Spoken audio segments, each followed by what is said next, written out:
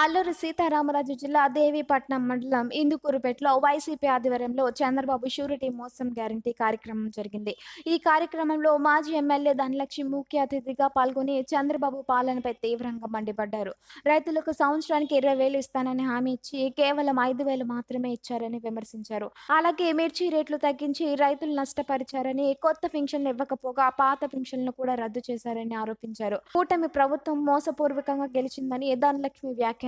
ఈ కార్యక్రమంలో వైసీపీ నేతలు, ప్రజాప్రతినిధులు పాల్గొన్నారు.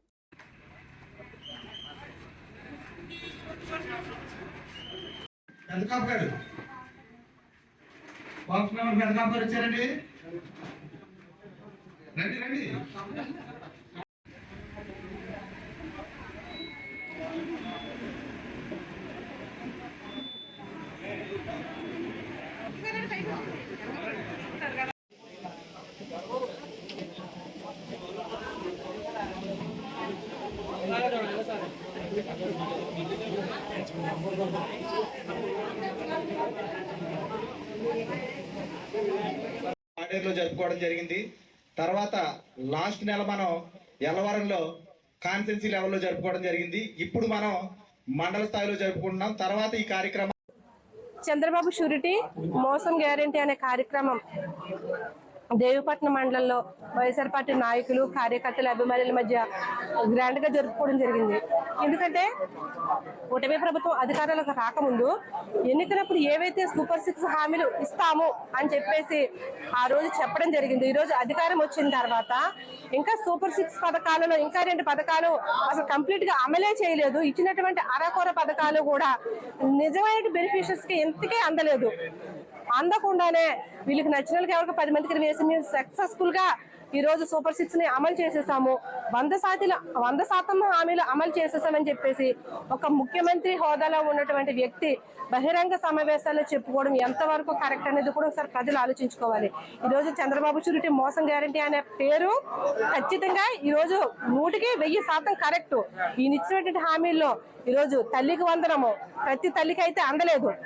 అలాగే రైతులకు ఇస్తానన్నటువంటి అన్నదాత సుఖీభావ అమౌంట్ కూడా 5,000 రూపాయలు వేసి, అది 24 నుంచి ఇస్తానన్న అమౌంట్ 24 ఎగ్గొట్టి 25 సంవత్సరంలో 5,000 వేసేసి మేము అందరికీ కంప్లీట్ గా ఇచ్చేసాము, సూపర్ సక్సెస్ అయింది అని చెప్పేసి చెప్పుకోవడం నిజంగా సిగ్గుచేటు.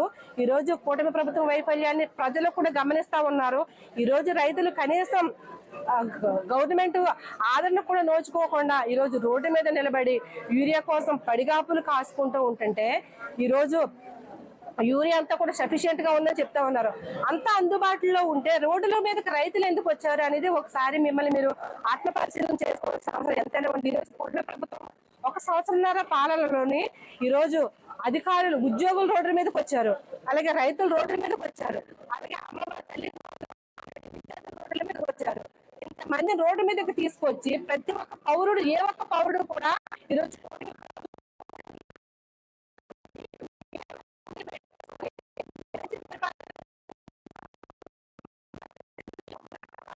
ఈ రోజు ఏ ఒక్క సామాన్య మానవులు కూడా కూటమి ప్రభుత్వం మంచి ప్రభుత్వం అయితే ఎవరూ చెప్పట్లేదు. ఈ కూటమి ప్రభుత్వం చేసినటువంటి అఘాయిత్యాలు కానివ్వండి, చేసినటువంటి మోసాలు కానివ్వండి, మరింత బలంగా ప్రజల్లోకి తీసుకు వెళ్ళడానికి వైఎస్ఆర్ పార్టీ ఆల్రెడీ ఇప్పటికే నడుం బిగించి ముందుకు వెళ్తా ఉంది. ప్రతి ఒక్క పౌరులకి కూడా వీరు చేసినటువంటి అన్యాయాల, అక్రమాలు కూడా వివరించి రాబోయేటటువంటి స్థానిక ఎన్నికల్లో ఖచ్చితంగా కూటమి ప్రభుత్వానికి బుద్ధి వచ్చే విధంగా ప్రతి ఒక్క వైఎస్ఆర్ పార్టీ సైనికులు పనిచేస్తారని చెప్పేసి మేము చెప్తా ఉన్నాం. సత్యబాబు గారు చెప్తే పార్టీని ఏ విధంగా మనం ముందుకు తీసుకెళ్లాలి, పార్టీని యొక్క నాయకత్వంలో ఇక్కడ దేవీపట్నం మండలంలో కానీ, రంపచోడవరం కాన్స్టిట్యున్సీలో కానీ